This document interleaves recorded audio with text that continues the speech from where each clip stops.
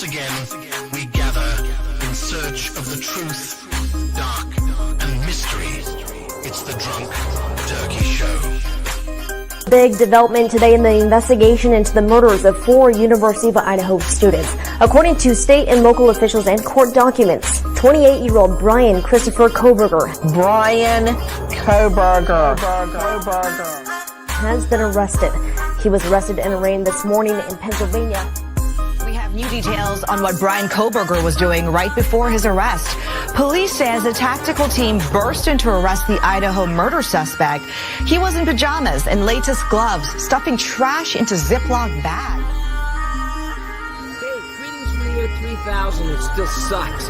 This is Phil J. Fry, and you're listening to the Drunken Turkey Show. Your one stop for this sort of thing. Hit that button, like and subscribe. You know what to do, just like every other podcast. You guys know what to do, just like every other podcast. What is up, everybody? Welcome back to the DT Show. And for those tuning in on Jen Coffindaffer's channel, welcome as well. We have an excellent show lined up for you guys.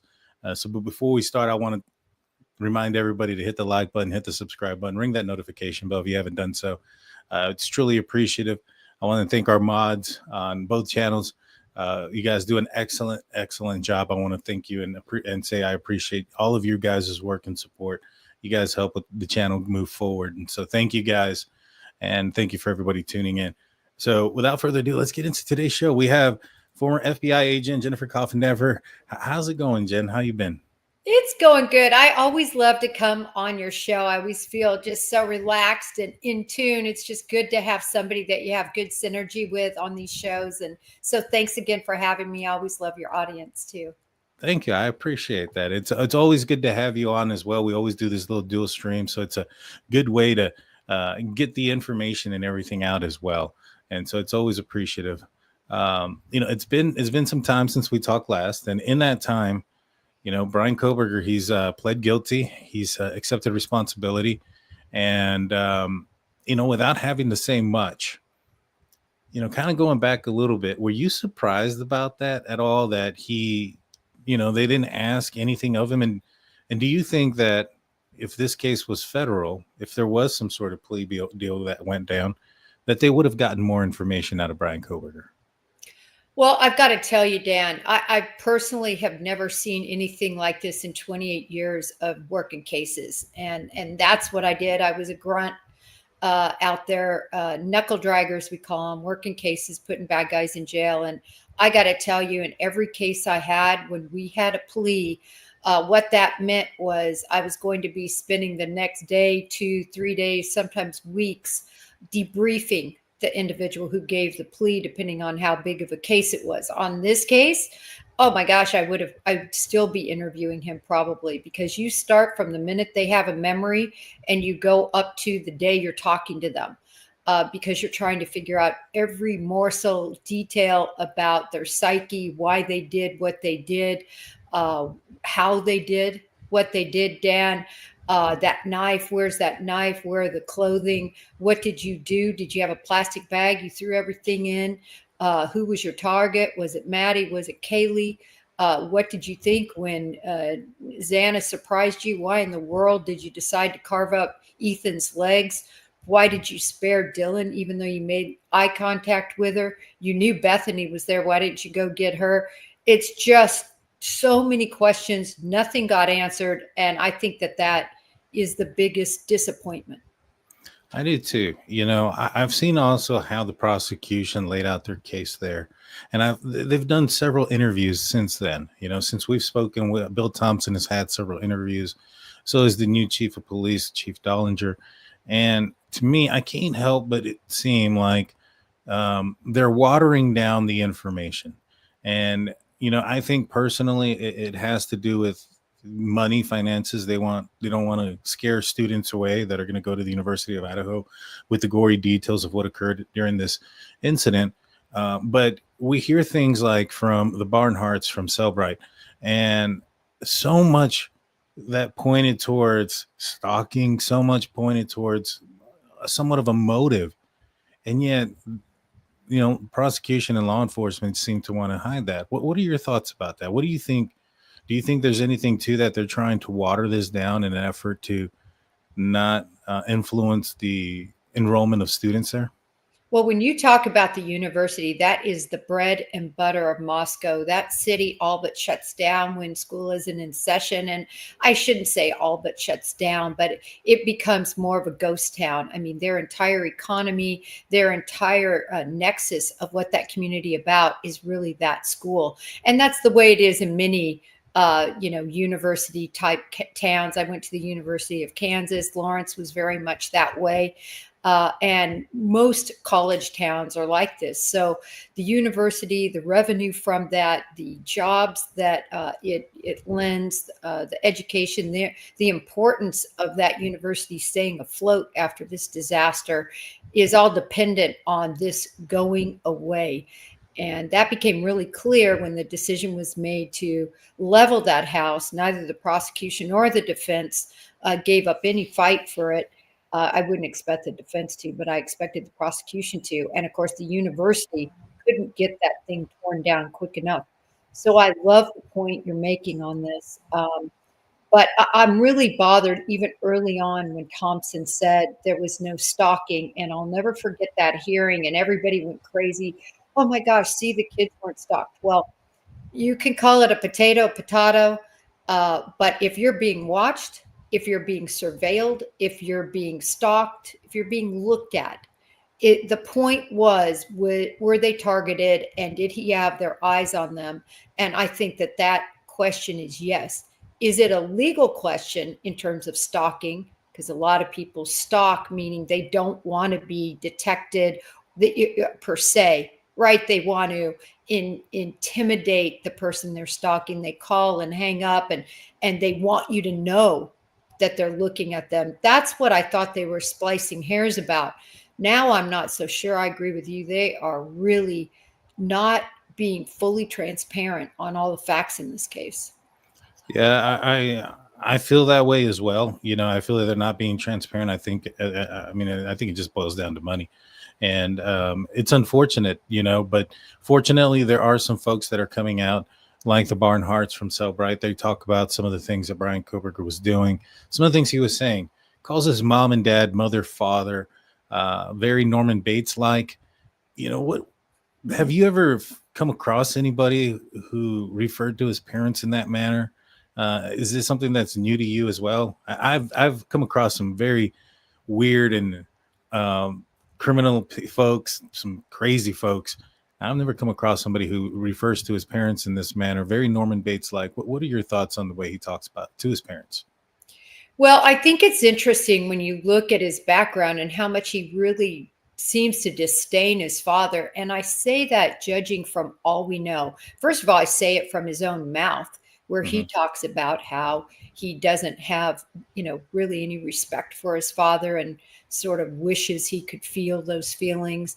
And then you couple that with how we saw him interact with his father on the car stop when his dad was trying to speak and he's hushing him up and I think he grabs his knee or grabs his hand.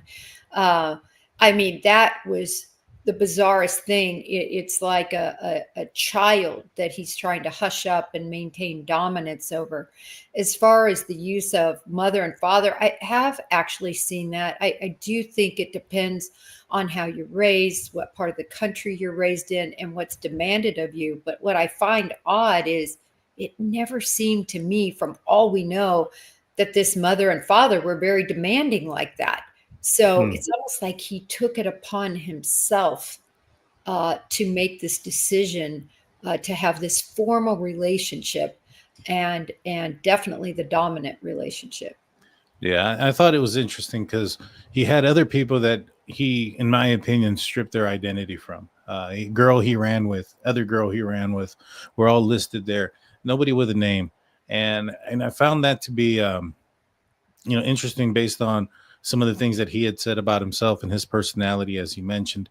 And I thought this was a real window into the persona or the lack of personality that he had and that he was distributing. But apparently he was close with one person, and it sounds like he was close with his mother, including to the point where he was contacting her throughout, even in jail.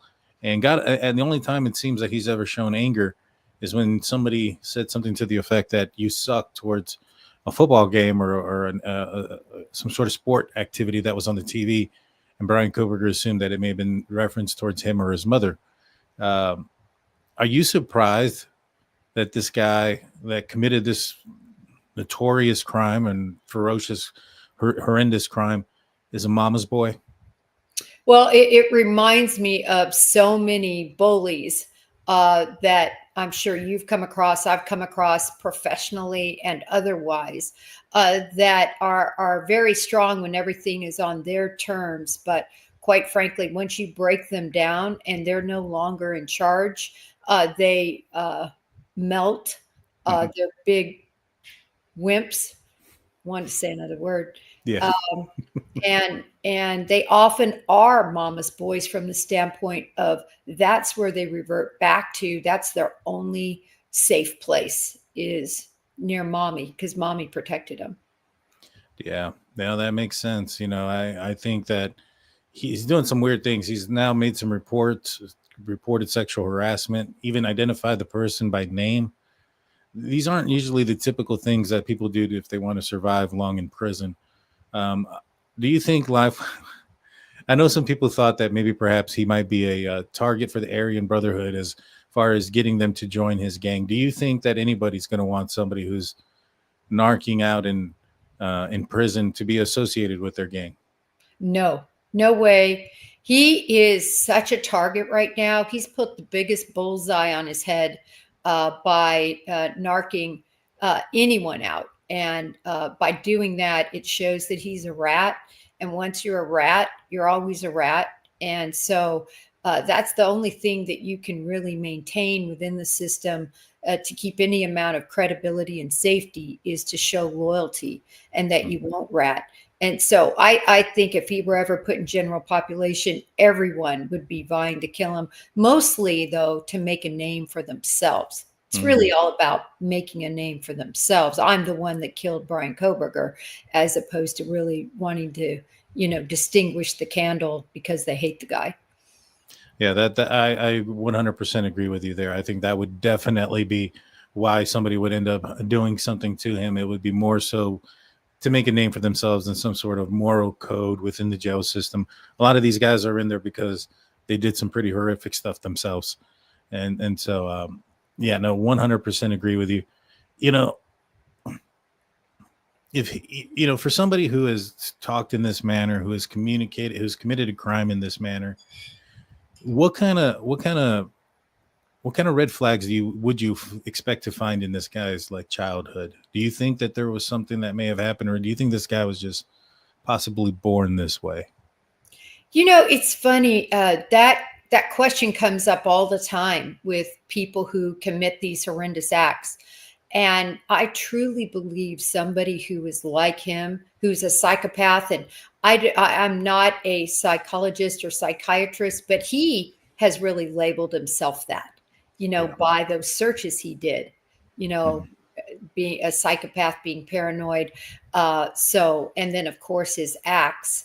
But nevertheless, I think that he particularly, I hate to say this, but was likely born that way with this sort of proclivity. The Dahmers, the Bundys of the world, they have this proclivity, this thirst, this desire that can't be put out other than to act on it.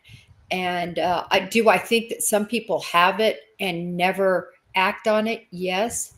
But I think that no matter what his parents did or didn't do, I think that this was going to be his journey.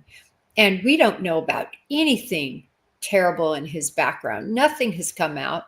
His sisters are doing fine. We've seen the house he was raised in. We know what their occupations were. They helped him get employment. He's close to his mother. I think this is just 214 Bryan Kohberger. Yeah, I think there's probably a lot of truth to that. I wouldn't be surprised if there was some sort of medicine stuff that he was taking, some psychedelic type of stuff, like Adderall or ADD type medications growing up that may have affected his his mind as well. But I think in the end, I think you're absolutely right. There are some weird things though. His mom was had written an op-ed on Theodore Bundy. Didn't even call him Ted, but called him Theodore Bundy, about the death penalty. And then the sister was in a slasher film as well. And it seems to me like this guy had an infatuation with movies. It appears that he was a follower of American Psycho, which was loosely based on Ted Bundy. He, according to Cellbrite, he was studying also Danny Rawlings, who was influenced the Scream franchise. So, looking at all those things, do you think that? I mean, I just think that he was looking for an identity, and I think he found it within these people in these movies and these killers. But kind of going back to his school, WSU, we find out there's been a lot of problems there. Are you surprised that nobody reported him as a possible suspect for this crime? I am surprised about that, especially when you look back at individuals that now are speaking out and saying that they identified him as having huge issues. I think there were 14 complaints against him. A professor that supposedly said, wow, this guy's going to be, a mass murderer or something like that. Words to that effect. You might have it there in your notes, the exact words he used, but basically nailing him down as somebody to be concerned about in that way, capable of committing murder. And I found that all fascinating, not the people who said it after it all happened. Always those people come out of the world. Oh, I knew it was that. Oh, I knew it was him. But the people who made those complaints in advance, I am sort of surprised. But don't you think, Dan, there's a lot of people like that? A lot of misogynists, especially in the academic world, people who just are a little off. Some people are just super smart, but they don't interact well with others. They're sort of lost in their books. I don't know. Just in my experience in education, I did find a lot of professors seem to be very aloof and misogynistic and not treat women that well, to be honest. I know that Professor Snyder had an interview here recently, and he mentioned that he thought he was weird, but that at first, something very similar that a lot of folks in academia, as I think the word he used, can be kind of weird or off-putting or antisocial. But the part that kind of concerns me is that they had written down, and they actually had taken his funding away. And one of the persons who was one of the staff faculty that they were interviewed said he was the only TA that they have done that to. Professor Snyder was concerned that WSU was going to open themselves up for a lawsuit against Bryan Kohberger for doing it, based on, I'm assuming, a lot of like he said, she said, and really some uncomfortable situations that he was forcing with some of the female students. And so, I think that for them to go to that extent, and for the reports to have been there, and even for one, as you said, one professor to have gone out and said that, I think she said, mark my words, in a few years, because he's smart enough to get a PhD, but in a few years, we're going to find out that he was a predator of some sort. Yeah. I mean, even some of the students, I think there was in the Professor Snyder report, there was he had mentioned that a student early on in the semester said that their TA looked like a murderer. And so, I think there was a lot of people that were onto it. There was a lot of females that were scared of him. And I'll be 100% honest with you. I think he was preparing to do it again fairly soon. I think, me personally, I think that the bolo for the White Elantra, when that came out, that spooked him. That spooked him to the point where he went from being charming and, going and getting his license plates and finding his way on the Christmas list because he's so charming during that moment, and, going to the doctor and being remembered for being, charming as well, because of the fact that a lot of kids were missing going home because of what had just occurred. And he kept his appointments. Now, Bolo hits, he ends up losing his job and having his parents his father fly across country and drive his car out there. Now, I have found and I want to get your opinion about this, but Michael Kohberger purchased that plane ticket to fly out there cross country December 10th, and he flew out December 11th. That doesn't sound like he planned that earlier on. What do you think? Yeah, no, absolutely. It was a last minute decision. And I think, the bottom line is he was in crisis. I don't know why I think the mother would have actually been his first choice. But the father flew out. I agree with you that it was an absolute last minute situation. But why? And I really believe this was cover for him. I think this was all thought out. In other words, not to be a single male in that vehicle alone. You'll remember his route back home is ridiculous. It's completely circuitous. It's not in line with how anybody would drive from Pullman, Washington to Pennsylvania. And I think that was for a reason too. I'm convinced he buried evidence at some place that they stopped. I know the FBI did a lot of work on that, soil, collecting all these soil samples, comparing it to what was on the shovel. Remember, there was a shovel that was in his car, and trying to trace this, but it would be beyond a needle in a haystack. They would have to just be so absolutely lucky to come across anything in the vastness of the different places they went. But I think this was planned by Bryan Kohberger for a specific reason, and that was to have cover on that drive home. Because as you said, the heat was on. Yeah. No, the heat was definitely on. He got worried. I think that he manipulated that situation. There was actually a student who had reached out to Bryan Kohberger about his grades, and this is while Kohberger was already in Pennsylvania. And Kohberger's response to him was that he was packing his bags, getting ready for a flight to Pennsylvania. I think that was always the plan. I think that the bolo comes out and Bryan Kohberger's thinking to himself, well, shoot, now I got to get this car out of here. And so he manipulates his parents into buying a plane ticket. Here is the plane ticket. This is for Michael Kohberger. They used 40,000 points and flew out December 11th and purchased it. What was it? December 10th. So from one day to the next, purchase it and goes out there. And the even more interesting is that this is Bryan Kohberger's car when they arrested him. I don't know if you noticed this shiny black thing on the hood of his car here wasn't there when he took a picture of his front license plates with Washington license plates in late November, soon after the murder. So he got this after that license plate picture, I'm assuming sometime when that bolo comes out. What do you think when you see, if you were to pull up to his car and you see this black thing on here and you realize that he just purchased that? What does that tell you? Oh, he absolutely was trying to cover at this point, because I think for the first time, he's starting to realize, and we know by his digital queries, right? He was even questioning himself. Am I just psychotic and I'm being paranoid, or should I be paranoid? And he was paranoid about everything. And he wanted to make that car look different. That we always said that from day one was the reason for getting the license plate, so that he would have the 2 license plates instead of the 1 license plate. He was conniving and methodical.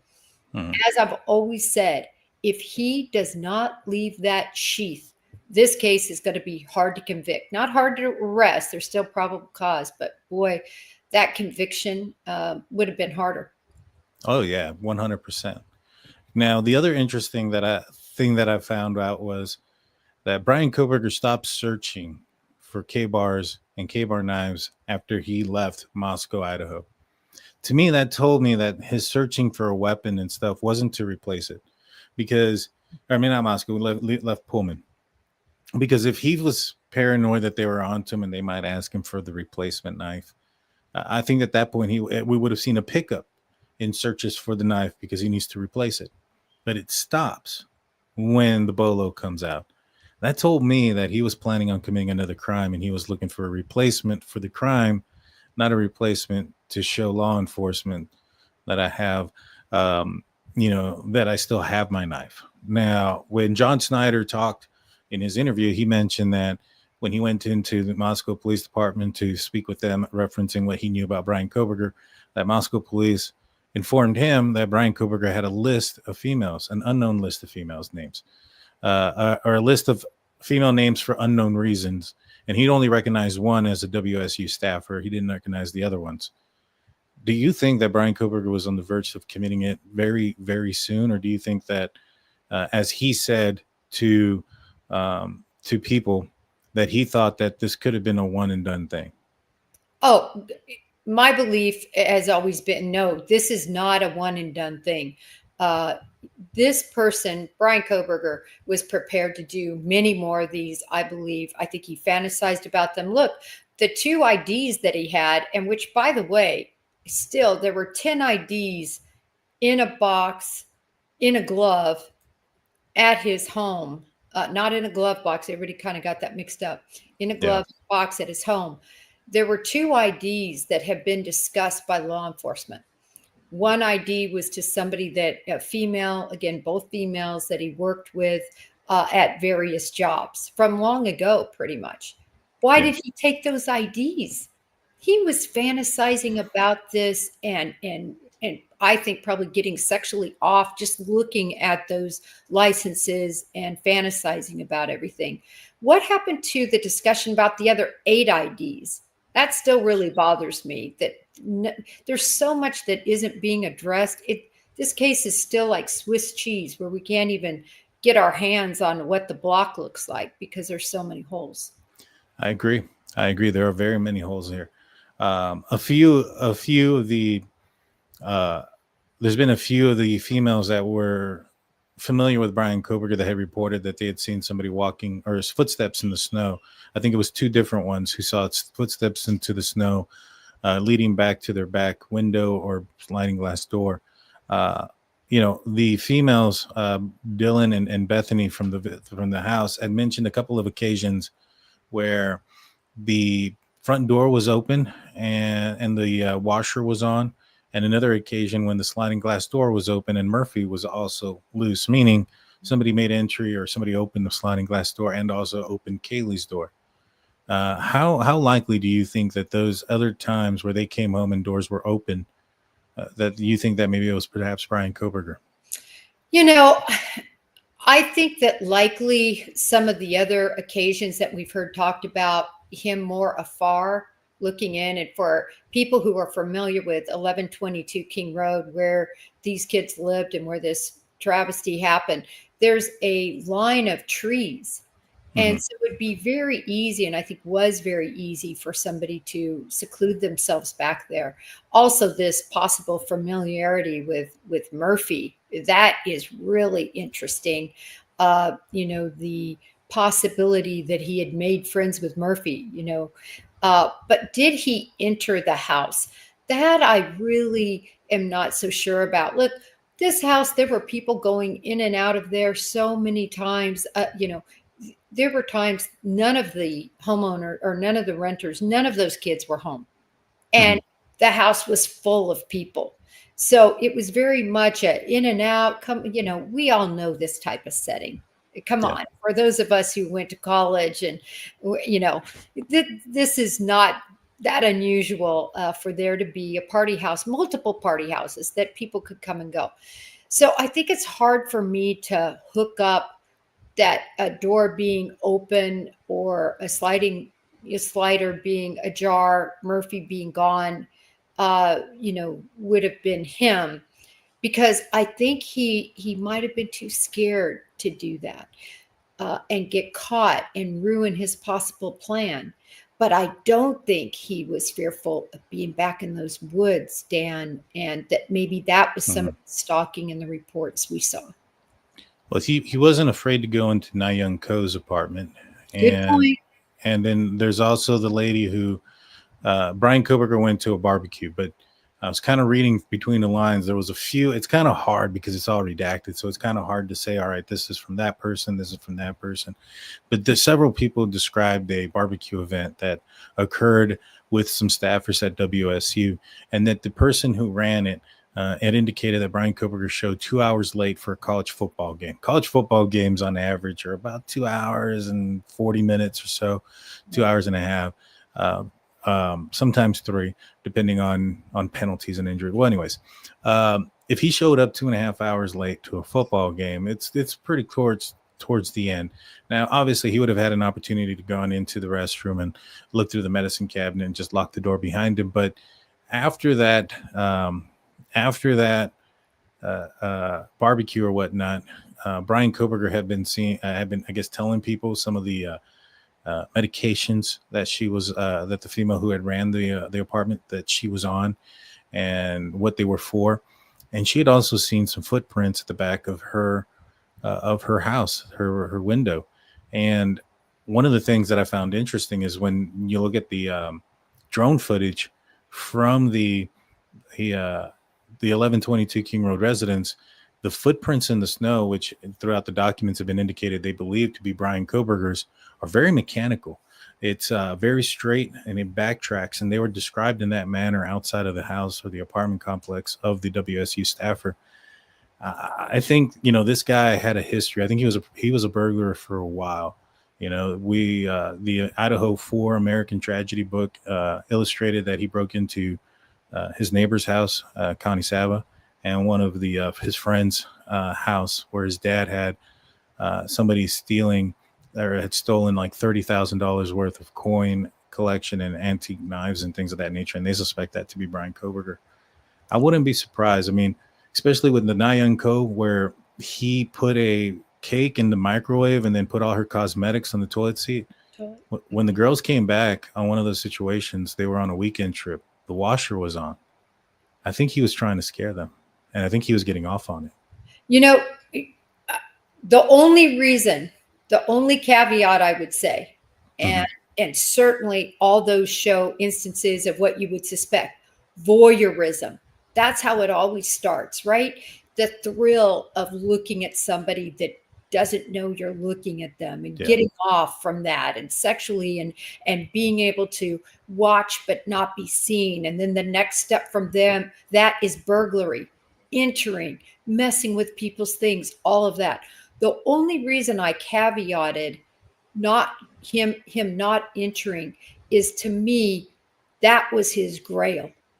Yeah. I don't think these other individuals he necessarily targeted to murder, to do the big act, to do the big deed. And I just didn't think he would want to risk that at 1122 King Road. I think he loved these warm-up events at different locations and the thrill he got from this.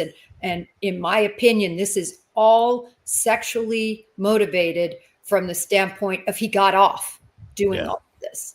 This wasn't, he wasn't just doing it to do it. He got off sexually. And so that's what I mean. But you know what? We'll never probably ever know. And I think it's certainly a possibility, Dan, based on his willingness to do it other places. I just don't know if he was going to risk his grail. Yeah. No, you make sense there. He had that plan for that house for at least what it sounds like is October 12th. It seems like on October 12th is when he started to forensically delete his phone and his locations and everything else in between there. That's why they really couldn't find a connection between him and Bryan Kohberger and the victims before the murders, because all of it was purged, and apparently he was very successful. And so I think that kind of goes back to what we were talking about earlier with the prosecution when they say, oh, we don't have any proof of a connection. You should probably explain that, and say, hey, the reason why we don't have proof of a connection is because he wiped it out. There very well could have been proof and evidence that he was following them, all this planning, all this other stuff, but he destroyed it. And so I think that the way they explain it, as we mentioned, was watered down. Now, to kind of just backtrack a little bit, we had talked about Bryan Kohberger stripping identity from his mom, his dad, and some of the people that he was familiar with on his phone. There's been one report that indicated that Dylan said something to the effect that she heard possibly the intruder, which was Bryan Kohberger. Now we know he's admitted guilt, that he may have said, Kaylee, I'm here for you. He's stripped identity from everybody. How likely do you think that that's accurate? Do you think that that's true? It was quoted in the documents. And it's the only time it says it, but we really haven't seen an actual verbatim report of what Dylan said, outside of what was said in the body cam footage outside of the house early on. Do you think that she heard that? Do you think that's a mistake? What are your thoughts on the possibility of Kohberger saying a victim's name? Well, a couple points here. So first of all those documents that we're reading, and I remember right when I read that, I did a post on it on Twitter because I'm like, whoa, whoa, whoa, because that's big. But that is all information that's called jinx material legally. So my jinx is not your jinx. So if I come and interview you, Dan, and I write all this information down that you give me, it's my report. It's my words. It's not really your words, even though I'm saying they're your words. And I've already seen a lot of disconnect, which is understandable. First of all, a lot of these interviews, one was conducted right after it happened. I mean, they're like outside in the snow. Dylan's like in a blanket or whatever, the interview notes, what went on inside. I mean, there's a huge confusion whether it's Xana going up the stairs or Kaylee going up the stairs, what is actually happening. Later, that report is written that it's Kaylee going up and down the stairs. And then that officer changes it and says, listen, from everything I know, puts a caveat in and it says, I really think it was Xana now. But that doesn't mean that Dylan didn't say it, because he wrote down that Dylan said it. Dylan also made that comment that you just said, citing Kaylee very specifically. Yet, if you watch the interview most recently of the detective on this case, he said, that's absolutely no, or I'm sorry, it's the current police chief. He said that's not true, Dan. He literally says that's not true. Well, you know what? It's in your police report, and that's why people think it's true, because your officer who was out there at the time, he thought it was true enough to write it in a report. But that's also cautioning everyone. That's also why all of that is hearsay. The only thing that counts is when that officer, and the officer would have never been called to the stand. Dylan would have been called to the stand and said, did you say Kaylee, or did you hear him say Kaylee? Yeah. And we'll never hear that, as you said, because we don't see the transcripts. And the other thing is, Dan, I don't know if we'll ever get the FBI documents. That's, to me, going to be the meat and potatoes of this case. We're seeing kind of the original, initial interviews and things, but there were 60 FBI agents, not counting all the analysts working on this. 60 agents. Can you imagine how much work they got done in this time frame? And interviews, there's so much out there, and I don't know if we'll ever see the FBI stuff. Yeah, that's a good point. We probably won't. It's different. Even though I think the Freedom of Information Act is a federal act, it'll be it's hard to get some of those documents. You're absolutely right. To me, when I read that he had said that the possibility was Kaylee, I'm here for you, I was like, okay, that's weird, because he's kind of, I stripped the identity of everybody. But then, you kind of look at the information, right? Dylan says that she hears who she thinks is Kaylee playing on the second floor in the main room. That's what and that's coming from the body cam footage, that she hears Kaylee playing with Murphy, and Murphy's jumping and bouncing and dancing, and she thinks they're dancing. In my opinion, I think Murphy is trying to not be pushed up the stairs. I think he just came down the stairs, doesn't want to go up the stairs. Now, there was no blood on the doorknob. There was no blood on the door in Kaylee's room. There was no blood inside of Kaylee's room at all. Yet the door was open. There's images of it as in the crime scene photos. There's a walkthrough, and you can see Kaylee's door is open as they're walking up and also on the body cam footage, the door was open. And so one of the MOs that Bryan Kohberger had is when he touches a door, he leaves it open, whether it's the back sliding glass door or all the rooms where the decedents were at. And so to me, that told me that since there's no blood on the door, that he would have likely have opened that door first. And instead of opening Maddie's, because if he got into Maddie's room, committed the double homicide there, and then try to open the door, there would have been blood on the doorknob, on the door frame, on something there. But there wasn't any. And so that told me he opened Kaylee's door first. Kind of an indication that maybe perhaps that Kaylee was the initial target. I think he had more than one target, but I think that if he's opening Kaylee's door first, I think there's a good possibility that she could have been the target. What do you think about those possibilities of him opening Kaylee's door, and if he did open Kaylee's door first, does that change anything you're thinking about as far as who the target may have been?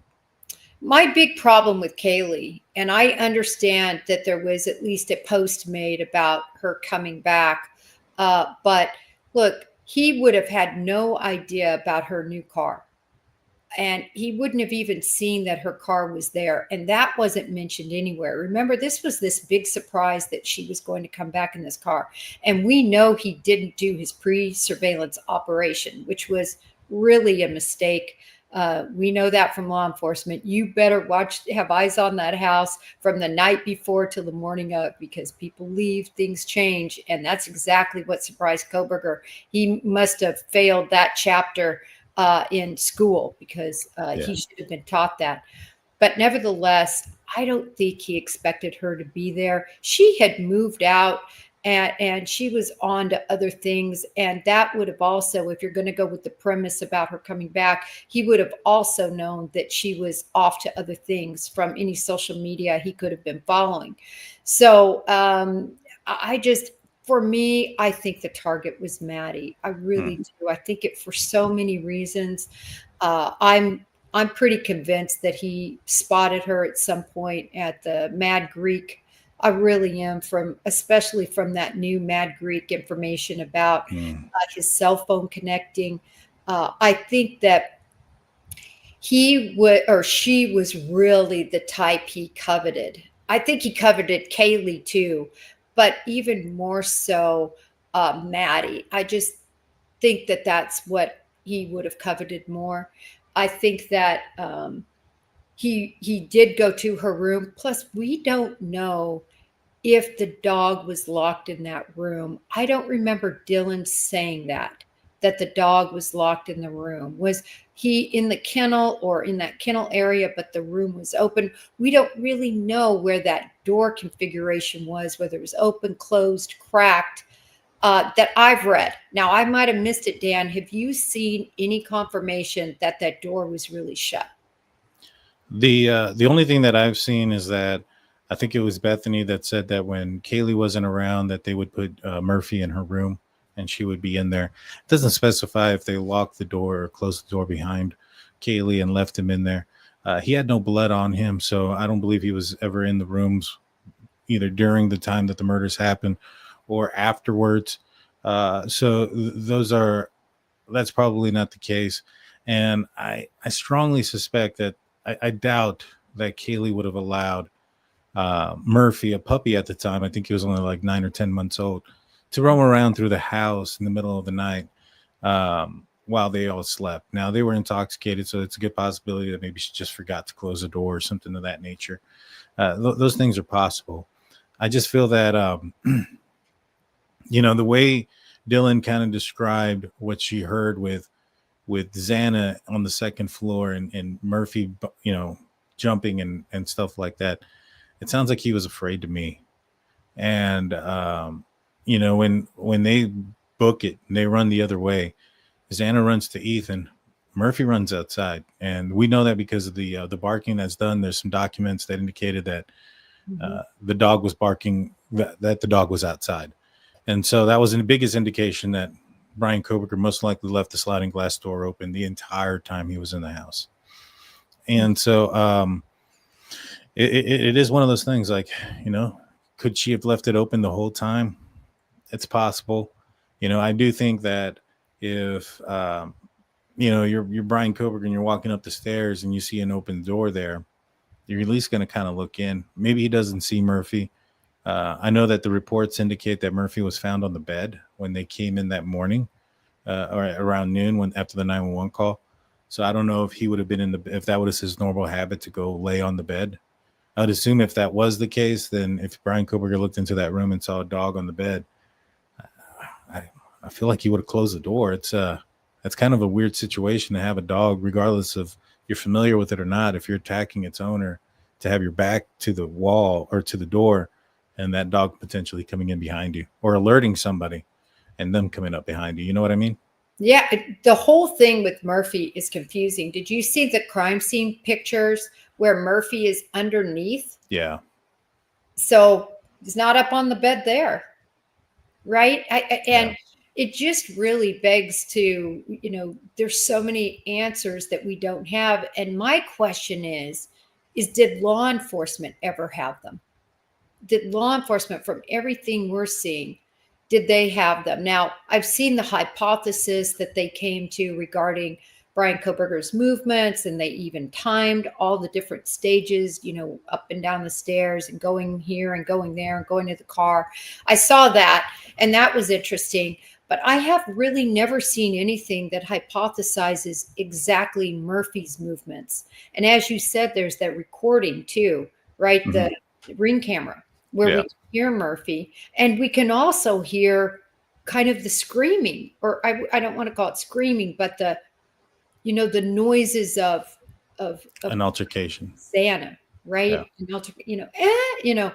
All of that we've all heard. And See, I think Murphy was in the mix, Dan. No, I know. I think it's important because and I've been trying to break this down for some time. This has been one of the things that's eating me. Is okay. So they did the timing routes, right? And from the time that they got inside of the house, walking up the stairs very slowly, and then committing the crime in the manner that they believe Bryan Kohberger did, which included all of the wounds based off of the wounds, all the striking based off of the wounds and the blood splatter. And so they were able to recreate that. It only took, on the slowest time from the time that he entered the house to the time that he would have left, 2 minutes and 33 seconds. And on a faster notion, it was, I think, 1 minute and 30 seconds. And so one of the things that we hear that we can kind of deduce is, well, Xana gets interrupted off of TikTok at 4:16. Now, I know the PCA says 4:12, but there was actually a document from a warrant from TikTok that came in on April 23rd, 2023, I believe. And on that one, it indicates that Xana was on TikTok till 4:16 a.m. Pacific Standard Time, which makes sense because the disturbance is happening at about 4:17. So about a full minute after that, when she's getting off of TikTok, is the disturbance happening in her room. Based on Dylan, Xana took Murphy up the stairs. So that kind of tells me that if Murphy was behind a locked door or behind a closed door, he got out, went down, and interrupted Xana on her TikTok at 4:16. We can kind of work backwards from there. So Bryan Kohberger, if he opened Kaylee's door, which the timing report that law enforcement put out indicated they believe that Bryan Kohberger opened Kaylee's door first before entering Maddie's room. And so if that was the case, then Bryan Kohberger was in Maddie's room for and committing that crime for as long as it took for him to open Kaylee's door, for Murphy to acknowledge that the door was open, something going on, for him to go downstairs, interrupt Xana, and then for Xana to take him partially up the stairs. So it wasn't a very long period of time, in my opinion. Kind of led me to believe, because we see his vehicle kind of parking back there around 4:08, that it took him a significant amount, well, at least a few minutes before he entered that house, probably 3 or 4. If that was the case, do you think he was working up to it? Do you think he was preparing himself, preparing the car? What do you think it could have been? Oh, I think absolutely preparing himself. If you look at the mask that he had on, right, the balaclava, all the get up, the gloves, you wouldn't want to be driving around like that, right? You would really stick out. So I think he was donning everything after he parked, donning the mask, making sure he had that sheath. I'm so glad he messed that up. Me too. Secured in some way, probably even practicing a few times. taking that K-bar out. I've described for people who have never had a K-bar, never used a knife like that, how tight that sheath is. It hugs it like a glove. You have to use a lot of force to get that K-bar out. And believe me, I think he practiced so many times with that, the thumb snap. And I think that's why his DNA was on there. He had done it so many times, fantasizing, excited about that. And then also just to loosen that up. So I could see him doing all of that, plus getting any bag ready that he might have taken in there to put everything in, just making sure he was ready last minute items, and then Yeah. so I think that would have taken that amount of time. I also wanted to comment about your TikTok comment. I think that with TikTok, it's difficult to tell exactly, because when people are on their devices watching TikTok, scrolling, whatever, if she was interrupted, I could see her putting that down and not really getting off of TikTok, where it could have still been sort of going and connected from the app's point of view. So I always consider, like what we're talking about, that the windows, we can get them pretty close, but I always say it's so hard. And I can just hear your brain going, Yeah. man, you want to be able to go boom, boom, boom. And you're so close. Yeah. I'm trying, I'm thinking to myself, because I put it out there and I was like, hey, if this happened in this manner, how long would it have taken Murphy to get up and to go down? Probably not very long, a minute maybe. And that's pushing it. And for Xana to get up and to walk out there and kind of force him up the stairs and then to run back. Dylan said that she heard Xana running, or she thought it was Kaylee, but it was Xana running as fast as she could. And so it's not going to take a large amount of time. And so to me, that kind of puts him entering the house around 4:13 or so. And so if he's parked back there at 4:08, I mean, that's a significant amount of minutes there to get ready and prepared. But again, I think there's also the fact that it took him almost 2 minutes from the time that he exited the house to actually be seen on, flying down the road in front of the house. So it must have taken him some time. And I'm assuming the exit point, he was moving with a lot more purpose than the entry point, because he's in a rush. Somebody has seen him. He's trying to hurry up. And so, I know it's a tight window there, but I think there's enough there for everything. Oh, and Dan, by the way, I'm one of the ones that have never thought this was a tight window. For anybody who has ever watched a wrestling match, 1 minute, 2 minutes, it's an eternity. For anybody who is into boxing, a 3-minute round, it's an eternity. Anybody who has been in a fight, it's an eternity. 30 seconds is an eternity. 10 seconds can be an eternity. I know you've been in fights. I've been in fights. A lot can happen in just what seems like might be 3 minutes is really 20 seconds. You can do so much damage so quickly. Even fighting, we know Kaylee fought. We know Xana fought. 50 wounds to Xana. 50 strikes. But remember, each one of those doesn't even take a second. That's true. That is true. I mean, he could have struck that many a times in less than a minute. And I strongly suspect that was the case. He gets interrupted. Dylan, he gets interrupted twice, in my opinion. He gets interrupted upstairs by Xana. Then he gets interrupted downstairs by Dylan yelling out for Kaylee. And I think that kind of forced him to go out there and leave as quickly as he did. Probably also another reason why he forgot the knife sheath. He had to go. Maybe perhaps he realizes it while he's in Xana's room that he's missing it if Dylan doesn't yell out, and he goes back upstairs to find it. And so Dylan vocalizes, he leaves. We find out throughout the documents, and I had speculated this for a long time, that Bryan Kohberger had either a dispatch radio or he was listening to dispatch on his phone. And I thought most likely on his phone, because he turns his phone on while he's on his ride home. But we find out that he was listening to Broadcastify that night, or at least he had downloaded it before the murders, which was airing out Woodcom 911, the dispatch for Moscow and Pullman. Are you surprised by the the length that he went through to commit this crime, given his background, and what does that tell you about how much more he planned if he went through that extent to have the dispatch radio ready to go? This goes back to something you said at the very beginning of the show, Dan, which was all those individuals that he studied. I think we're up to 20, something like that he queried, right? And most specifically the Gainesville Ripper, because that's very close to what he was trying to accomplish. Remember, he used a K-bar knife too. And then, of course, Bundy, who was, I think, so much like him. And he was studying, in my opinion, not to find an identity. He was studying exactly how I teach when I teach self-defense. What can I do not to get caught? What did these people do right? What did they do wrong in each of the murders they committed? What did they do really well? What worked according to them even? And what didn't work so well? He had all these roadmaps to follow to accomplish what he wanted to accomplish. I can tell you what his book would be now is, damn, I left that sheath, right? Affix the sheath to your belt. And if you have on coveralls, snap it into the pocket.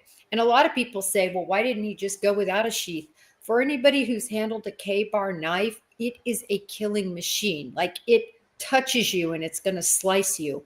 And everyone knows that. And you cannot operate a K-bar. You can't just run around with it. You really have to sheath it, especially if you're going to put it on your person or anything. And he knew that. And he didn't want to cut himself. I mean, he had to study that almost not every knife attack, but a huge percentage of knife attacks, the perpetrators are cut.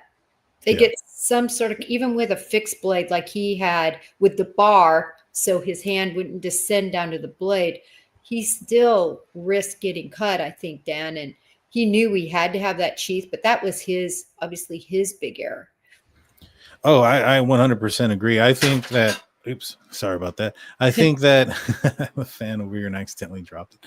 I think that in the end, as Bill Thompson mentioned, if it wasn't, could they have figured out it was him? 100%. I think they would have figured out it was him. I think somebody from WSU eventually would have picked up the phone and said, hey, you might want to look at this guy. He also drives a white Elantra, whatever the case may have been. And I think they would have, there still would have been some of those things. His phone still would have been off during the time of the murders. His vehicle still would have matched. He still would have been out and about during that specifically odd time. And so you still have some of the things, but to get a warrant or an arrest or a conviction, because there's, as you know, it's one thing to know something, it's another thing to prove it. And I think that if he didn't have that knife sheath, given how, I'll be honest, I'm not gonna lie, given how Bill Thompson's kind of presented the case in the manner that they have, I mean, I was a little bit concerned after the plea deal that had they gone to court that Ann Taylor was going to out-lawyer him. Without the DNA, I have no doubt that Ann Taylor was going to out-lawyer him. So yeah, no, 100% that they it's a good thing that they got that knife sheath. Yeah, and to add to all your list of the circumstantial evidence is, I would add to that the fact that he purchased that knife from Amazon. That was huge, when it traced back to him in Pennsylvania buying that knife. But still, I agree with you, especially, I tell you, from a social media standpoint, to see a lot of the, wackadoodles on the Reed case, those people were starting to start an offensive and join up with, quote unquote, people call them the pro-burgers, and all the people that were actually working to get this guy exonerated. I loved what Gary Bricado said, Dr. Gary Bricado.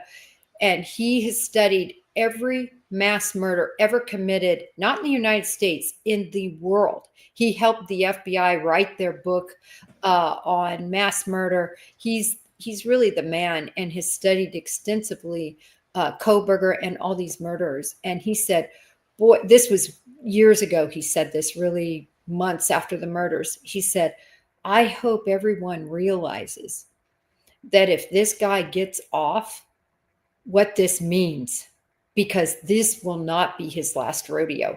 He'll be again, essentially. And he was really trying to give warning.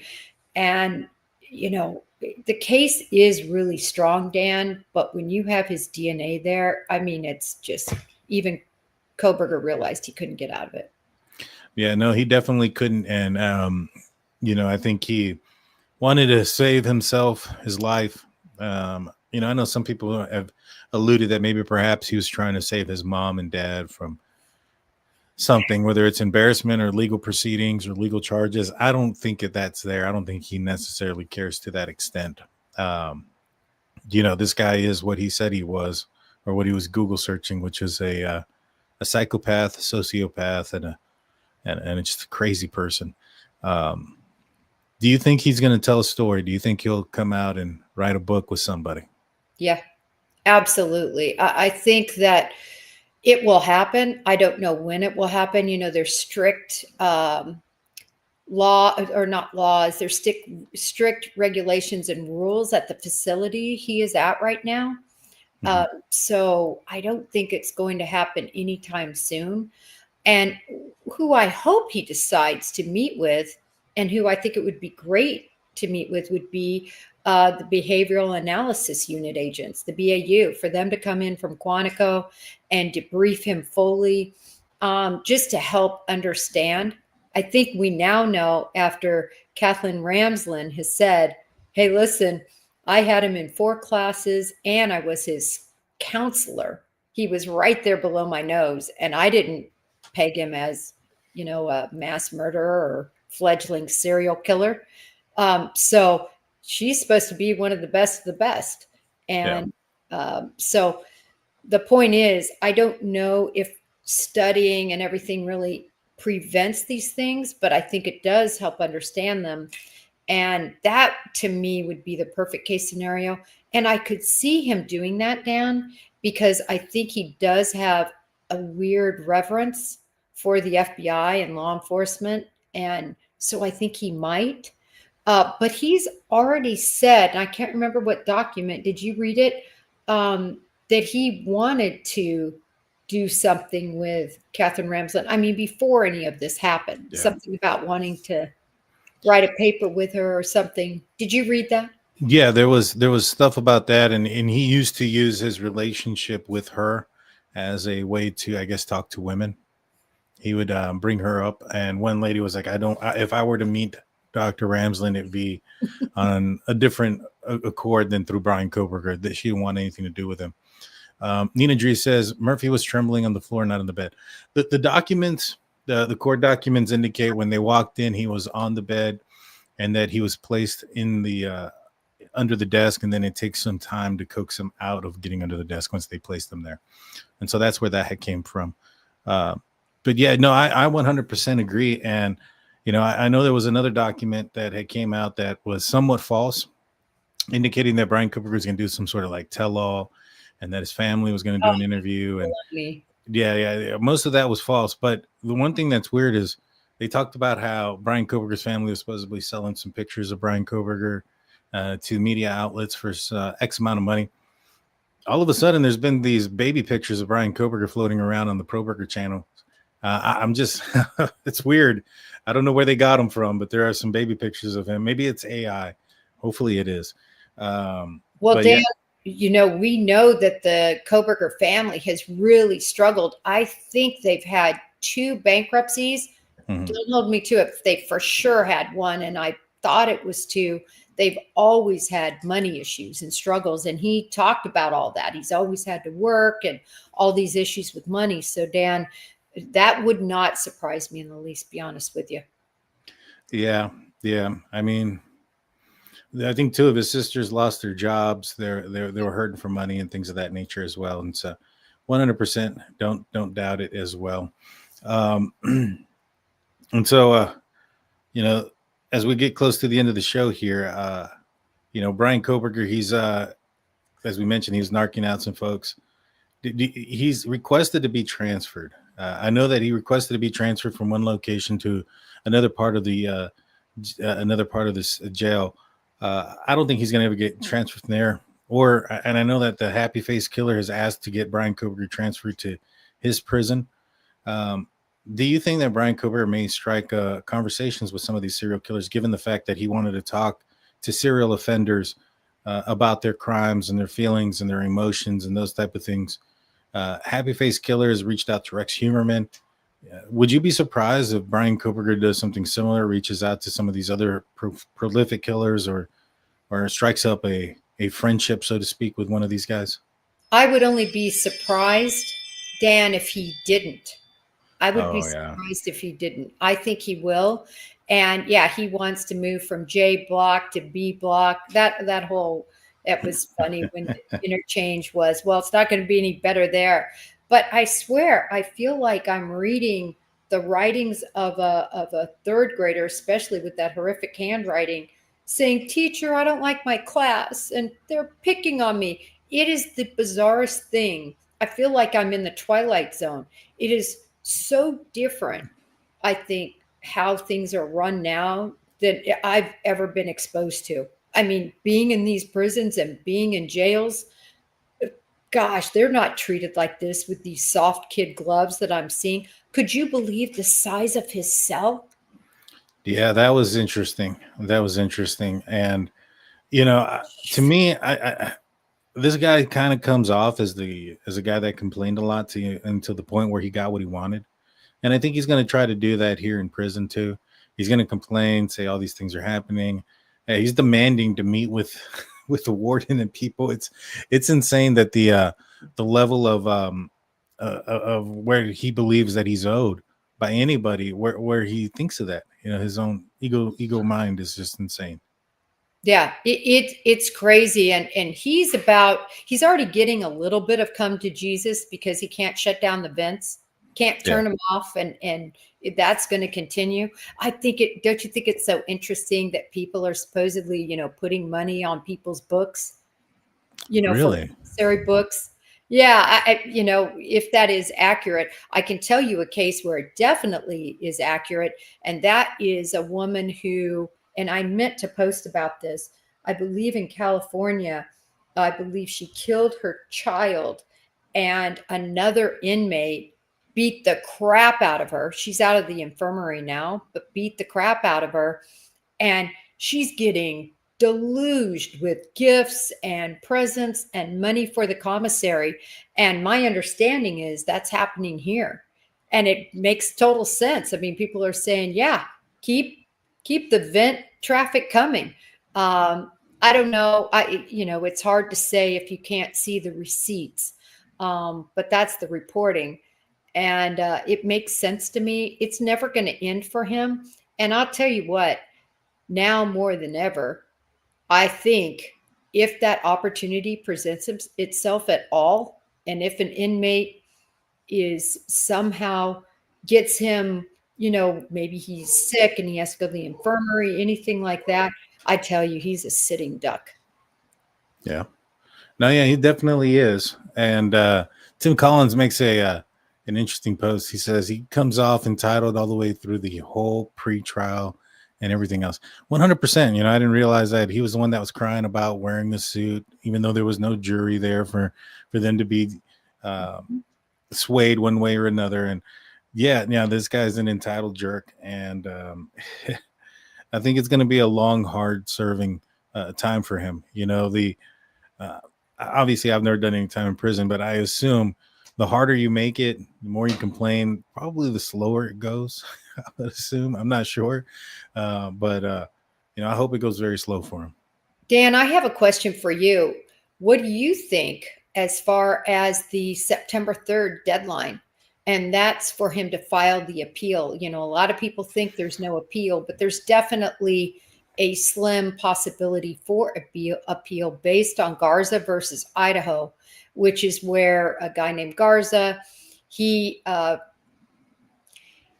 guilty, just like Bryan Kohberger, not for this type of a crime, but for another crime. He also signed away all his rights to any sort of appeal. And what happened was he told his attorney, he said, listen, I don't care whether I signed it away. I want you to do an appeal. And the attorney said, well, you signed that right away, so I'm not doing it. Based on that, it goes all the way up to the Supreme Court. And he has the right, you have the right to still appeal. Not that it's going to be successful, but do you even think he'll go down that route? I don't think he will. And the reason being is, I mean, maybe if it's one last ditch effort to try to control something, right?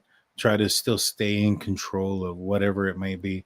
Because up to this point, a lot of what he had did, a lot of what he was searching, a lot of, his adult site searches and stuff, all that was behind a gag and couldn't be heard or seen or any of those things. And I think he enjoyed that control because it was gagged because of him. And so if he does do an appeal, it's more so because of that. I don't see how it is a tactic that is more benefit that would have more of a stronger likelihood of a outcome in his favor than if he would have gone to court. Like, it's a weird thing to do. Like, all right, I'm going to admit I did this just to appeal. Even if he wins, then what happens? He goes to court. We've already seen a lot of the stuff that's there. Maybe perhaps he's hoping he does this so he can get an advantage. I don't know if there's, maybe perhaps that's why Bill Thompson really didn't go too far in depth in how they were presenting their case in case he was going to do something like this. Because I think that's the only advantage you can get is Bill Thompson's going to explain, the case and how they were going to present it to a certain extent. Obviously not as in detailed and without all the information that we would have obviously got during court. But I just don't think it's a stronger. I think he would have had better chances if he just went to court. You know what I'm saying? Than try to do this appeal thing. And Yeah. so, For me, I had never heard of Garza until after. And then, doing that research, my jaw dropped. I remember being so angry, and my initial visceral response was, oh my gosh, he planned this all along. And he might not do it. I think even if he does it, it won't win. He won't win an appeal, but he might just do it, like you said, as a control thing. But what I find interesting, did you see Ann Taylor's response after all of this? I have not. Especially for somebody who's been very money. I mean, she's made how many millions on this thing? Yeah. Good amount. 1.7 million or whatever it was. I can't remember the exact figure. Maybe somebody in the audience knows, but Dan, she came out and said, I'm not going to say anything because basically I still have my responsibilities to him. I was thinking, what responsibilities? You're not going to be as appellate lawyer. You're not. The case is adjudicated. He's guilty and he's in prison. Why can't you talk? Especially for somebody who loves to talk like Ann Taylor. That's true. I didn't think about that. I had heard her say that she wasn't going to talk because of whatever reason. And that's probably speculated the fuel behind the potential appeal. Is we have the possibility of an appeal, then you have his attorney saying, well, I'm not going to talk yet or ever. It does sound kind of like that. That might be in the cards. But I think in the end, if it is more so, a control thing from Bryan Kohberger. Kind of like with a lot of the things, like the alibi, the lack thereof and stuff. I've wondered about it. Like, was this all tactics from Ann Taylor, or if there were tactics from Bryan Kohberger? We find out that he was fairly interested through the documents. He was fairly interested in the Alex Murdaugh trial, which talked a lot about. Which one of the biggest discoveries was when Alex Murdaugh came out and said, to law enforcement, that he wasn't by the kennel, and then they had video of him by the kennel, and there was a lot of Cellbrite and telephone evidence that was going on in there. Do you think he was trying? Do you think he was more in control of his defense and using the Alex Murdaugh trial as maybe a blueprint, so to speak, of what to do and what not to do? I think he was very in control. He does not strike me as somebody who would be ordered around. Mm-hmm. And he does seem to be always the smartest guy in the room, except for now. Now he's cowering like a little baby. But prior to this, I just can't imagine that he hasn't had a huge role. I tell you, he might have gotten good grades, but I bet he didn't have to do creative writing because the alibi they came up with was so weak. Dan? Weren't you disappointed? I was sort of like, well, if you're going to come up with an alibi, can you make it better than this? And by the way, why in the world did you ever put your phone on silence? Why didn't you watch a 2-hour or 3-hour movie, watch Shawshank or Scarface on your phone and leave it running at your house?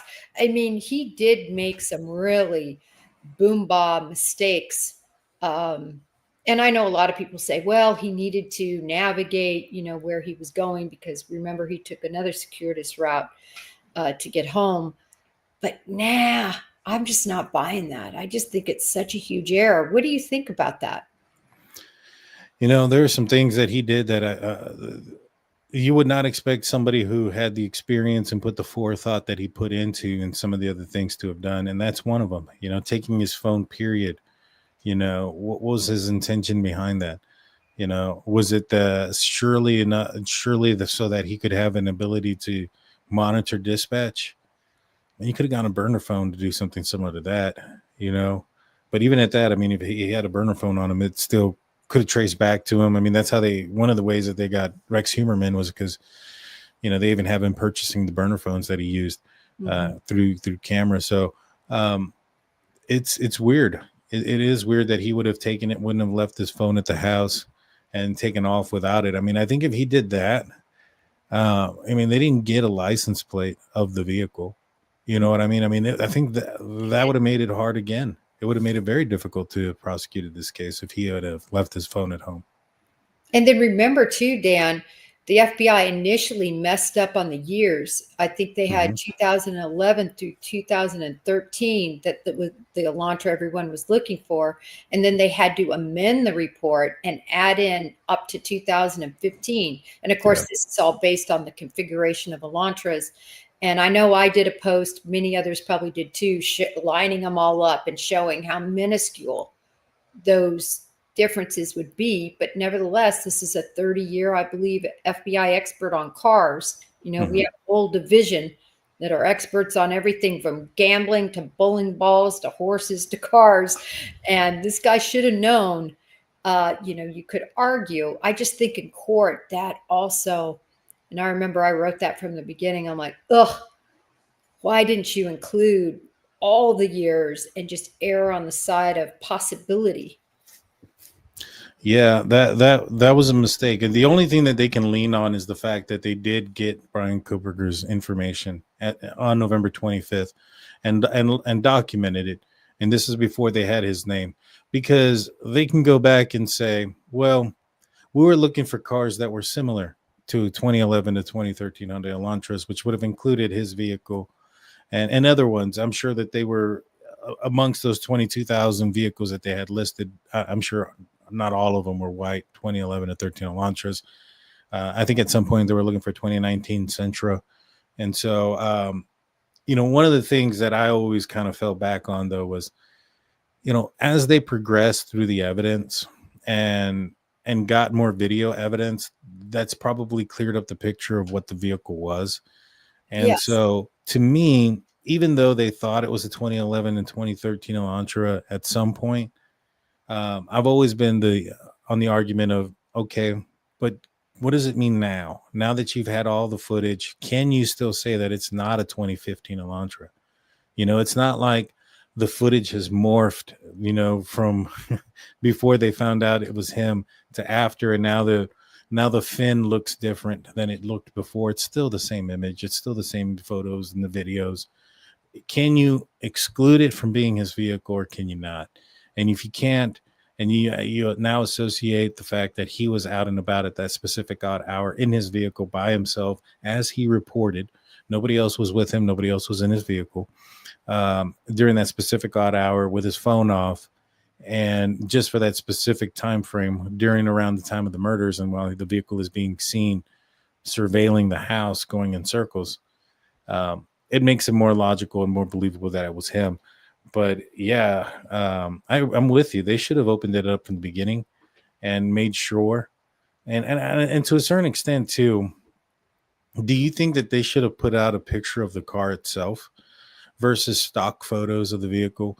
I know that on one of the stock photo, there was a sunroof, and a lot of people were trying to come up with this weird conspiracy about the sunroof aspect of it. I think it's always the best thing to do with show the actual footage, whether it's of a person or whether it's of a car. In other words, as opposed to, say, sketches. Yeah. A lot of departments will do a sketch. And if that's all you got, that's all you got. Like in the, the murders over there in Arkansas and in that, wooded area where the mother and father were murdered with the knife. But all they could do was sketch because all they had they didn't have video at that time. But yeah, I agree with you. Just put up what you have. And, the fact that there was only the one license plate, I think was also very helpful. Dan, there were a lot of things that were pointed at him, but let's just put it this way. I'm glad now, I guess, in a sense, that it didn't go to trial. Seeing some of these trials now and what can go wrong. But we're going to have to circle back after that September 3rd. I tell you, if this is appealed, all of us are going to be so irritated. But I'm giving it a 10% chance that's what he's going to do. Yeah, I'm with you there. I'd say about 10% as well, that there's the possibility of it happening. If he does, this is a control. He's pissed off that they didn't give him all his food and he's trying to control something. Oh my God. I couldn't believe it when he pointed out the nutritional value that he has to have, based on a nutritional guide and the rules and regulations. Because this means he probably sits there all day and reads the rules of the prison, that he didn't get that. And based on that, I'm thinking, what is he going to say when he gets shanked? Or if he gets shanked? Or what's he going to say if, my gosh, I've never seen anything like this. It's really something. I can only imagine what Mr. Goncalves, particularly Mr. Goncalves, what he must be thinking about. He must just be seething at the size of the cell, that anybody cares about whether he got his applesauce, that people are whispering sweet nothings about what they want to do to him. I mean, he must just be so angry, that he's even alive, just knowing, how he feels, because everybody reacts different. All the parents react different. They are all, in my view, no one should be judged in this. No one should judge the Chapins for the route they took, or, Kernodles or Goncalveses. Everybody has a different journey to grieve and to deal with this. And at least for me, I've never lost a child. I can't imagine. Can you, Dan? I lost a daughter through, she was a stillborn, but it was not through something as horrific as this. So no. Yeah. I mean, I can't imagine losing one of my kids. And I have kids the exact same age, Dan, when all this happened. That's why it really hit me hard, for sure. Yeah, I got my oldest daughters are fixing to be about the age, and it's scary, and they're kids. They think they know everything. They think that nothing's going to happen. Superman syndrome, so to speak, invulnerable and naive. And in those moments is when something serious can happen. Is when you're least expecting it, when you're not prepared, and nobody should, enter anybody's house through the back sliding glass door and do this. You should be able to go to sleep with your windows and doors unlocked, but unfortunately, it's just not the world we live in. And that's what I've always said about Dylan. No one could imagine this. You could never imagine that the person you saw, the noises you heard, equals 4 of your buddies slaughtered. That wouldn't even compute.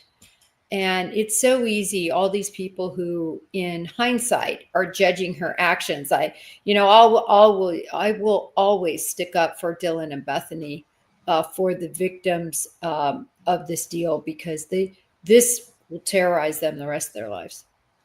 Oh, 100%. And they just didn't know. They were not. And when you listen to the audio 50 feet away, you're not hearing blood curdling screams. You're not hearing kicks and yells and stuff like that.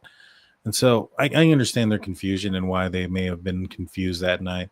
I don't think anybody wakes up in the middle of the night and think that somebody's in their house taking the lives of their friends.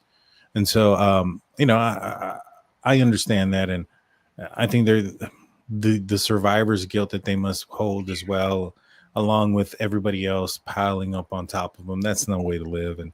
And people get onto them for having, trying to live a life. I remember there was a picture of Dylan, or maybe it was Dylan, maybe it was Bethany. They were going out for like a Halloween party, like 2 years after the murders. And people were complaining like, "Oh, you don't look sad. You don't look angry." I'm like, dude, what do you want them to do? You want them to be sad and depressed for the rest of their life? They need to move on. They need to have a life of their own. It's so funny. It's such an oxymoron, right? Because the reason that so many people mourn for these young people is because they're no longer able to live and enjoy life and have this wonderful experience of growing up and being 20 and, everything they could have had. And then you see Dylan actually having a moment of going to a party and having fun, and everybody's maligning her, when isn't that why we're all upset? Because the other four can't. That's true. That's 100% true. And, and we haven't seen everything on their interviews, but we saw the dash cam of what the scene was like outside. Those kids were just traumatized, heartbroken, and everything in between. And so obviously they weren't involved. I think law enforcement were aware of that very early on based on the reactions that they were getting and the information and the cooperation that they were getting. I just find it so crazy that even throughout all that, we still have so many people here who look at them in a certain light. And it's unfortunate because the only thing that they could have done is called 911 sooner. The only thing that may have happened is that Bryan Kohberger could have gotten caught earlier. That's about it. I don't think anybody's life would have been saved. The ferocity of the attacks were just too severe. It was too severe. And, but that's the other odd thing that people seem so angry about. But if they understand these wounds, jugular veins, the subclavian vein, subclavian artery, the way Kaylee was hurt, these people had absolutely no way to survive that. Zero. Yeah, 100%. 100%. And it's sad and it's unfortunate. And hopefully I pray for them. I hope they can regain some sort of a normalcy now that this is all over and behind them. They don't no longer have to worry about confronting Bryan Kohberger or the masses, and they don't owe anybody anything, So I hope they have some sort of normal life after this. Jen, what else do you have working on? Anything else you're working on? Any other cases you have that you're talking about? Dan, obviously been keeping up with the Emmanuel case. That's something I think most of us called pretty early, seeing the lie that those parents were stringing together. So I'd like to stay on top of those cases, but really, I tell you, one of the cases that people might not even find interesting, but I find it kind of interesting, is what's going on at these college campuses with all this swatting going on and the lives that's affecting, and the confusion now. Every time we hear one, I think there's been 8 as to whether there's really active shooter, whether there isn't, what's going to happen when there really is one.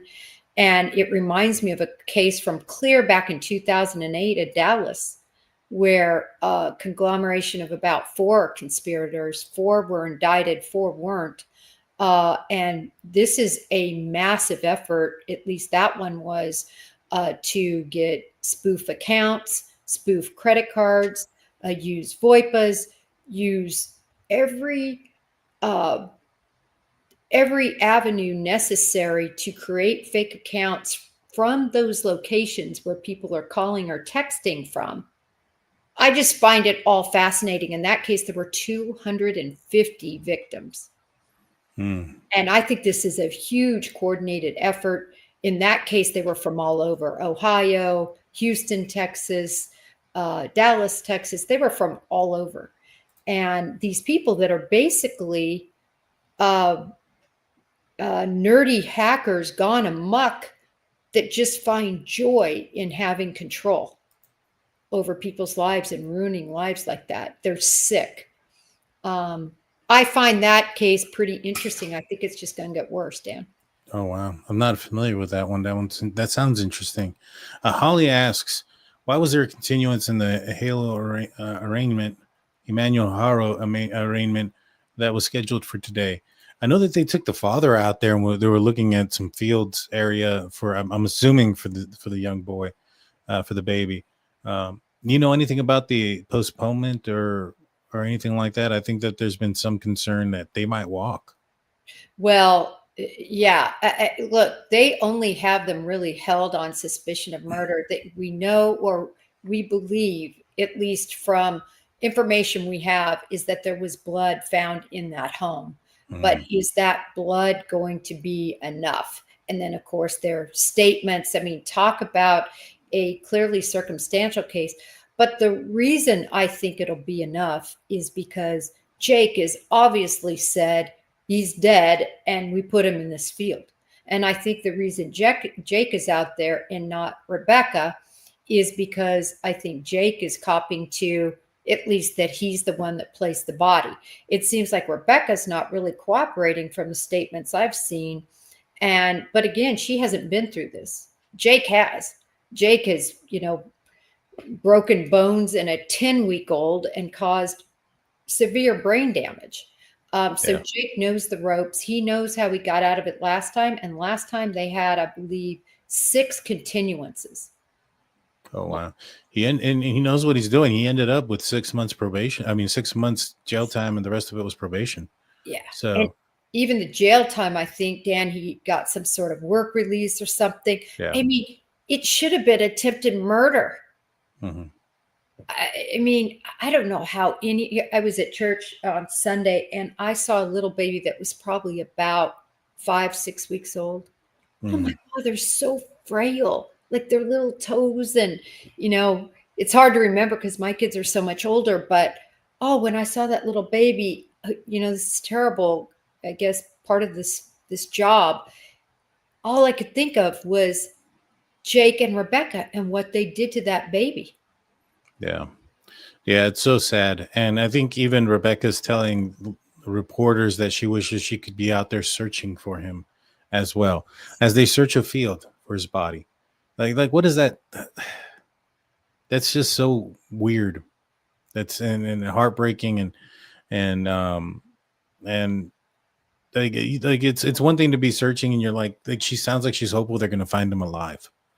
And she's so full of malarkey. Yeah. At least he's being honest and saying we dumped the body here, but I've seen reports up to a month. I mean, nobody's seen that baby, which was the first question I asked people. I was on Elizabeth Vargas and she said, well, he might not have been at the football game. And I remember saying, Elizabeth, when's the last time anybody's seen him?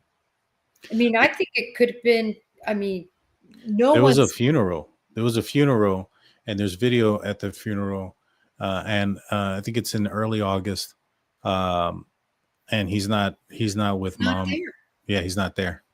Yeah. So when's the last time anybody really laid eyes on him? And so my point is from this search, because people keep asking, why didn't they find him? Why did they find him? Well, first of all, Lord knows how long ago he was dropped and what the memory would be of Jake, of exactly. It's a very vast area. Second, there's mountain lions there, bobcats, snakes, rats, all sorts of wildlife there in those foothills.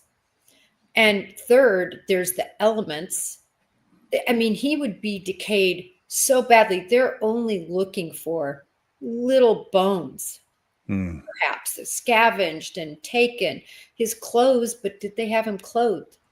I mean, I don't know if they'll ever find him, but at least they have an area. Yeah. All indications are that he's at least cooperating to a certain extent for him to be pulled out of jail and out there in that area. For me, guys, I'm covering the Jack and Lily Sullivan disappearance. These were these 2 kids that disappeared out of Nova Scotia, Canada. back in May. And there's been a lot of controversy whether the parents were involved or not. I've been looking into it. I think the kids wandered off. The parents have been more than cooperative. They've handed over their phone, bank records. They continue to talk with law enforcement, and law enforcement don't. They also took lie detector tests and passed those. And so they don't seem like criminal masterminds that took up how to beat a polygraph test on their spare time. So I'm just not seeing it there with them, but they've actually released some documents to me, all of the court documents that I guess some of the mainstream media have out there in Canada. I guess it works a little bit different out there as far as court documents and stuff. So I actually have like hundreds of pages of them that I'll be going through and seeing what it is that law enforcement did throughout that entire investigation. So if you guys are interested in that, please comment, like, and subscribe. Bring the notification bell because I'll be talking about that more in depth here soon. Do you have any shows planned up that you want to plug in before we call it a show? Well, Dan, I wanted to comment on Jack and Lily. Go ahead. Just that, what do you make of, if I'm not going to spoil anything, and maybe you'll find more about it in the papers. I thought it was very interesting that they both passed their polygraphs, but I always, am very suspect of polygraphs. It depends on the examiner, and it depends on, are the individuals under the influence at all? I mean, they could say they're not, but are they? And secondarily, are they perpetual liars? Perpetual liars often pass, but I'm not saying that they are responsible for this in any way. I thought it was a positive thing that they passed. But what do you make of the little pink blanket that was found a mile away, Dan, and then part of it found in their trash can? Do you know about this? Yeah, yep. So I actually, in the documents, they report about it. The blanket had ripped in a couple of different pieces. They were using some for underneath the door, and they had thrown it away, but it had been ripped apart. I guess Malaya had explained to law enforcement that when Daniel pulled it, it ripped apart. And so I think there may have been more than one piece. But at this point, the mom and dad have kind of turned on each other, stepdad, Daniel Martel, he believes, based on the lack of emotion that Malaya had, the lack of response that she had, and the fact that she moved away so quickly. And this is also coming from Janie McKenzie, the mom of Daniel Martel, who was out there. They suspect that there was something there, and they think that she abducted the kids to put them on the reservation. I don't understand the why behind it, because he's just the stepfather, and she could have had somebody from the reservation take her kids if she wanted them to, and put them in custody and in care of them, if that was what her goal was, without having to do all this. They said that the blanket was found by Malaya's family, and that Daniel had been out there right before that and didn't see it. I'm not sure, about the blanket thing. But the parents have kind of turned on each other, like I mentioned. And isn't that kind of what, like, if you were in law enforcement and you had these two suspects, isn't that the first thing that you want? You want to kind of put them against each other. And given how much they've cooperated and how much they've put out there, I just feel that they would have gotten caught with something, caught somehow, tripped up somewhere. Now, the one interesting that I did find is that there was a guy who had reported that there was a vehicle that was driving up and down around 5 a.m. Come to find out that guy did not, he lives fairly close. His kids are on the same bus as Jack and Lily, and he did not allow law enforcement to search his property.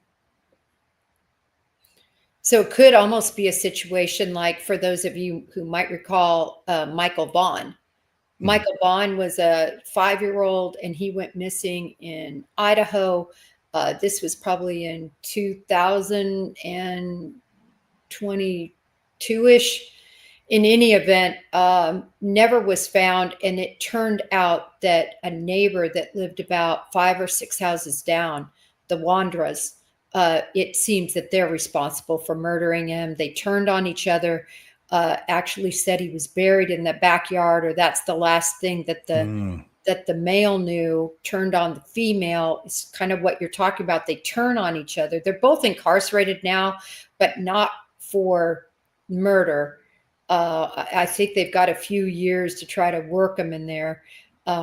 She's got some mental issues. Anyway, supposedly they murdered Michael, buried him in the yard. I'm telling you, they had backhoes up there. They tore that apart.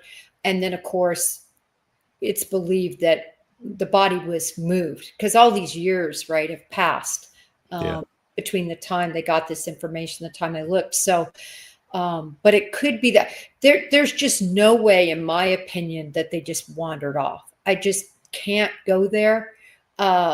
Somebody assisted them and took them, trafficked them, murdered them, has them. But in my opinion, at that age, aren't they 4 and 3? 4 and 6. 4 and 6. You just can't walk far enough not to be detected by anyone. So I don't know who's responsible, but it's like Sebastian Rogers. Someone's responsible. Someone did something. Yeah, that one's fairly eerily similar too, because I think in that case with Sebastian Rogers, I believe they have like his Proudfoot's, I think is his stepdad's name. They have his phone. He turned in. They've cooperated quite a bit, and that one's an interesting case. I suspect something in the family of that one, but I don't know, so I don't want to go too hard in that one. I don't like to point a finger at somebody without knowing for sure. You know what I'm saying? Yeah. Today I did a live with a guy named Detective Lumberg, and he was on. Remember that show? It was called The First 48. Yes. Yeah, he was one of the detectives on there. I've known him for years. Great guy. And he was very interesting. We went over Sebastian for about an hour and a half today. All the details. And I just wanted to get his reflections from, the details we know. And I'll tell you how it ended. He said a lot of it he can't make anything of, like the statements, this and that. But this is what he did say at the very end. He said, based on everything I've seen so far, our full discussion, all the videos I've seen, he said, I can say 2 things. He said, and by the way, he worked with kids who were special needs kids for 15 years involved. And he said, 1, kids who have special needs have patterns, and they have very strict protocols that they follow every day, routines. And he said for that child to get up in the middle of the night, not have their shoes on, and walk out, that is so beyond the normalcy of what you would see, because he's not a wanderer. He was never a wanderer. They talked about that. And then the second thing was that really stuck out to him. He wasn't seen on any video. That's right. So he kind of left it at that. And I thought it was very interesting because he was able to just boil everything down and go, that doesn't make any sense. Yeah. Yeah. And I mean, I think mom and stepdad were on the phone during the time of the disappearance. We talked about that with Bryan Kohberger. He could have easily done something. If something would have happened, maybe let's just say an accident. Let's just say it was an accident. And mom's freaking out and they're having a conversation. They might try to make something look like to give themselves an alibi through that means. I'm not saying that's what happened. I don't know that case very well. I know some of the things about it. I'm familiar loosely. And so that one's interesting. That one's interesting of what he said, because he's right. There isn't any video of him walking out or any of those things. I've watched a couple of creators who have really gone in depth on some of the video cameras that were around that area. Nobody's seen anything. It's weird. I think they caught a garbage truck in the early morning hours, and that was it, right? Yeah, and that's something I know for me. It always bothered me because you see these 2 lights, and they go in different directions, and then one goes this way, and then the other follows it, and then it goes off screen, and the other goes back to the house. But in really taking a deep dive with that, initially I said, listen, look at what you see.